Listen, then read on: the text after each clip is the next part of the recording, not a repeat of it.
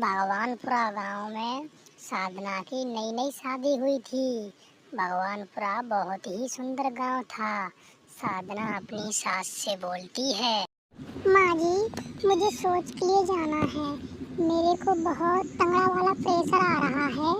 शौचालय कहाँ बना हुआ है?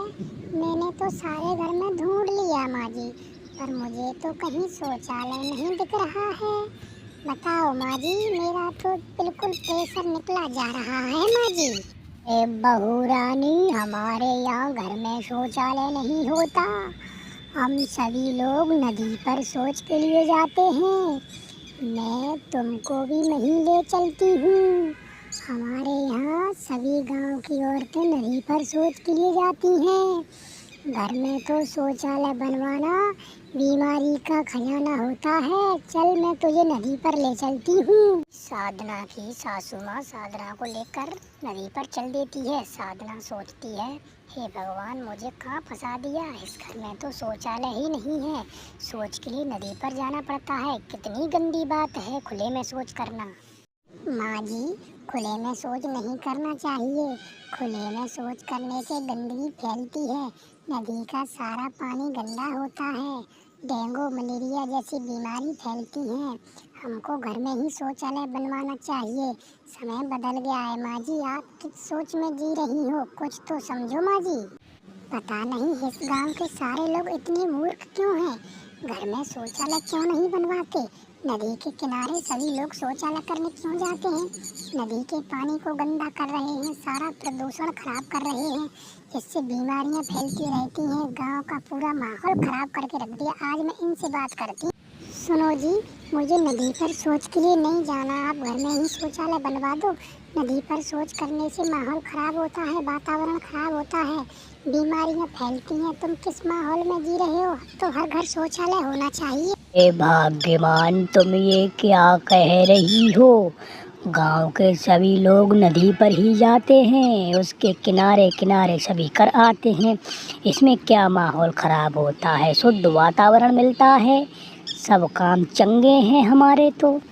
पता नहीं इस गांव के लोगों को क्या हुआ। ये देखो, खुले में ही बैठी हुई हैं। नदी का पूरा माहौल खराब करके रख दिया इनने। बाप रे बाप, कितनी गंद मचा रखी है इन्होंने। तो गांव की सारी औरतें बौरा गई हैं।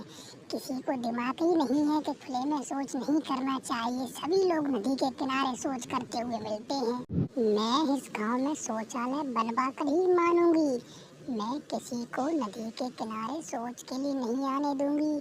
कितना अच्छा साफ सुथरा पानी है, इसको गंदा बना दिया है इन लोगों ने। गांव के लोगों में दिमाग ही नहीं है। क्यों इतना पागलपन दे रहे हैं? पता नहीं, माहौल बकवास कर दिया। सुनो मेरे गांव की बहनों, तुम खुले में शौच क्यों करती हो? अपने घर पर बोलकर शौचालय बनवाओ। हमको सभी लोगों को इकट्ठा होकर सरपंच के पास चलना चाहिए और शौचालय की बात रखनी चाहिए। वो हमको शौचालय बनवा कर देंगे। खुले में शौच नहीं करना चाहिए। हमको बहुत शर्मिंदगी महसूस होती है। हाँ, सही कह रही हो जिज्जी, पर क्या करें, हमारे घर में तो शौचालय नहीं है। हम बाहर नदी के किनारे शौच करने आते हैं। गांव के लोग करते निकलते रहते हैं। हमको बहुत शर्मिंदगी महसूस हो रही है।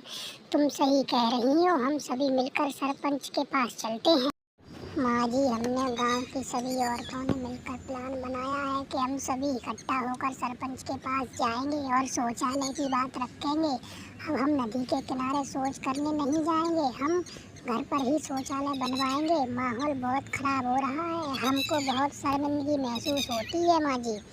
ठीक है बहू, तू सरपंच के पास जाए तो मुझे भी बता दियो, मैं भी चला चलूंगी। मेरी भी उम्र ढलती जा रही है, मुझसे भी बाहर जाना नहीं होता। घर पे ही शौचालय बन जाएगा तो मैं भी उसी में चली जाया करूँगी।